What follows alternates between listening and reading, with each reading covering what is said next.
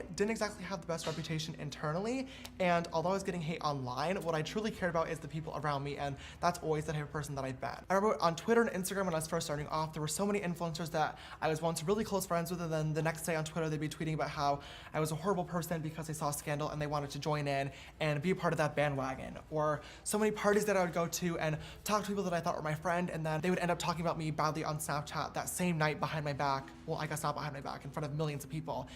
I guess early on, I just didn't have the best experience coming into the industry.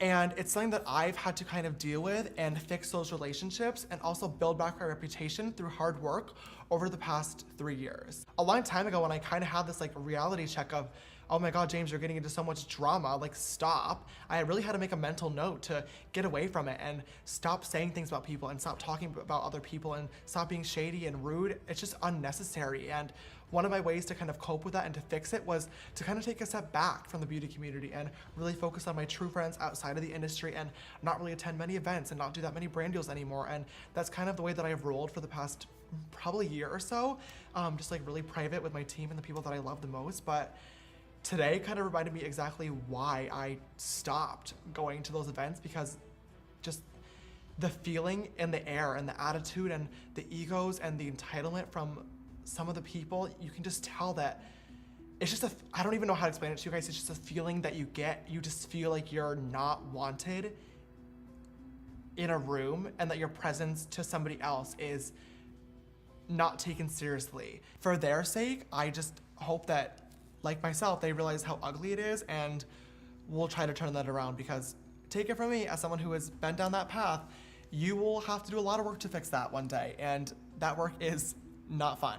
Because of both things that I couldn't control, such as my age, but also things that were 100% my fault, such as my scandals and also my dramatic attitude in the beginning, I've had to work twice as hard as everybody else for the past 3 years to build back my reputation, to show people that I'm not a horrible kid, and to show people that I do have talent and that I want to work hard and that I deserve to be where I am today.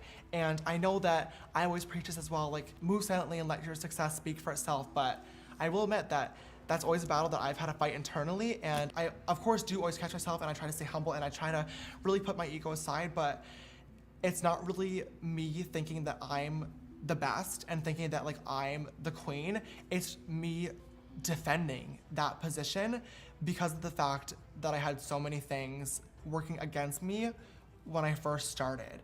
And I think that that's something that I really realized today, and something that I kind of need to get over in my existence, to really not depend on my reputation, because at the end of the day, I love what I do and I work so hard for what I do, and there'll always be people following and supporting me no matter what. And I think this has been a really great ego check for me, because I quickly realized that today was triggering for me because it wasn't me. James Charles is confident. I love myself. I am so happy around my fans and around strangers. I can be bubbly, I can be myself. I'm not ashamed of that, and I love who I am.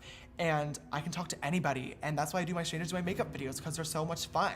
And I get to travel to new places and experience new people and also meet you sisters along the way. But for some reason today, having to play a different persona and to kind of hide everything that I've worked over the past few years to show people was so weird, and I could not do it. And it was literally like taking my persona of talking fast, of using their hands and having their nails on and having their jewelry that they've worked hours and hours and hours of sleepless nights for, and being able to wear a full face of makeup and style their hair really nicely and have cute clothes, and all of a sudden having to throw that all away to having nobody know who I am, have nobody know what I've worked for, what I stand for, and having to be a totally different person who is literally polar opposite of myself.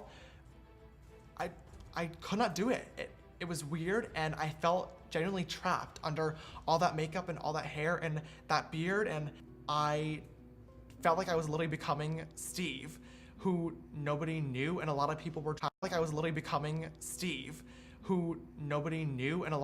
treating very, very poorly. And it kind of brought me back to how I was feeling in the beginning of the industry, feeling very, very unwelcomed, feeling unliked, feeling unwanted, and my brain just started running at 1,000,000 miles per hour, and that's kind of where the anxiety attack came from, and that's why I needed to get out of that situation and get that makeup off and come back as me. And not because I needed to feel famous or because I needed the attention, but because I have worked so hard over the past few years to fix myself. I'm not even gonna stop talking because it's her. I've worked so hard to fix that reputation and really show people my true colors and show people that I am a good person and show people that I do have so much love in my heart. And I know that that should come across naturally, and it's not something that I should worry about or care about, but I can't sit here and pretend like it's not something that is bothering to me, because it really is. I do care about how people think of me and how people look at me, and I wish I could say that I didn't. I'm sure we all do. And I do have a very, very thick skin that I've had to build because I was forced to grow up in an industry very, very quickly. But at the end of the day, it still does get to me from time to time. And it's something that I've had to deal with, and it's been a constant battle internally. And a lot of the battle was 100% my fault.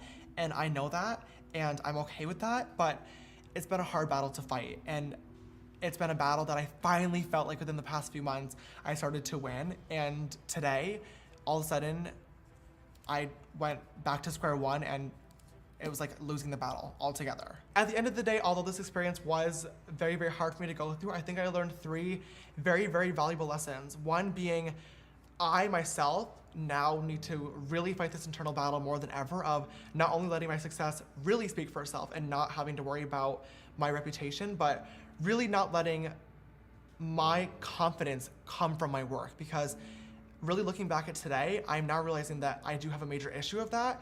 And a lot of my confidence does come from the fact that I've had a fight to get to where I am today, and it feels like a battle that I finally won. And whenever you win, of course, you feel really, really powerful. You feel great, and you feel just on top of the world. And that's what I've been feeling the past few months, because you guys are always so supportive of me, and you guys are really enjoying my content, and that makes me so proud as a content creator. And I feel like we've won that battle together, but I don't want my internal confidence to come from that battle. I need that confidence to come from self-love, and that's something that I will be working on definitely after filming this video today, because that's bad and it shouldn't be that way. 2, I kind of re-experienced a lesson that I had learned many, many years ago, very, very early on, that I thought everybody else was on the same page as, but I was clearly wrong.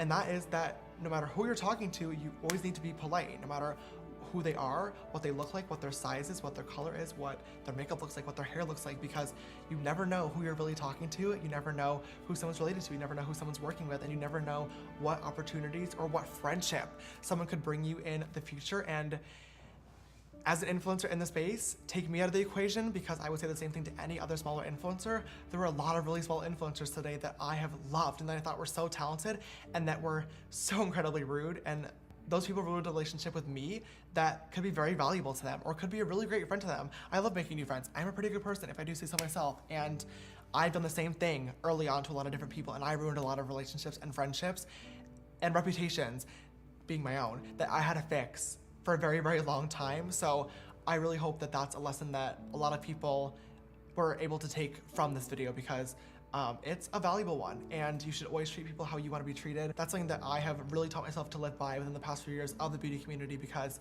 it's a dog-eat-dog world, and at the end of the day, you just need to be supportive of everyone, because we're all in the same business and we're all fighting together. And last but finally not least, 3, I learned that I should never, ever in my entire life let my facial hair grow out to a full beard, because it looks the absolute worst.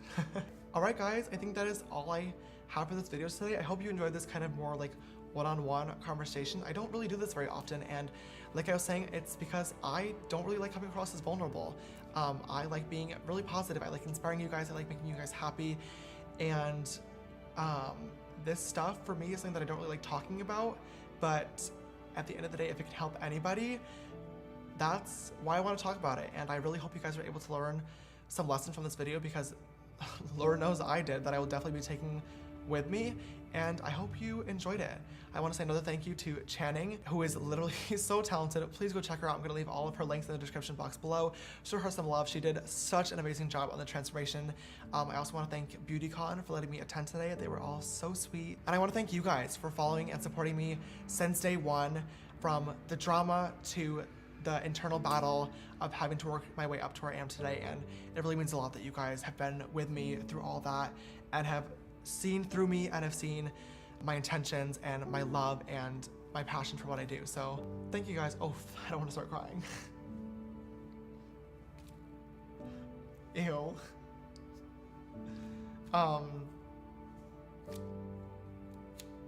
What the heck? Thank you. Ew, what the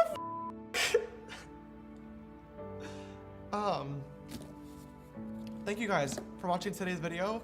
I love you, and I guess I will see you in the next one. Bye.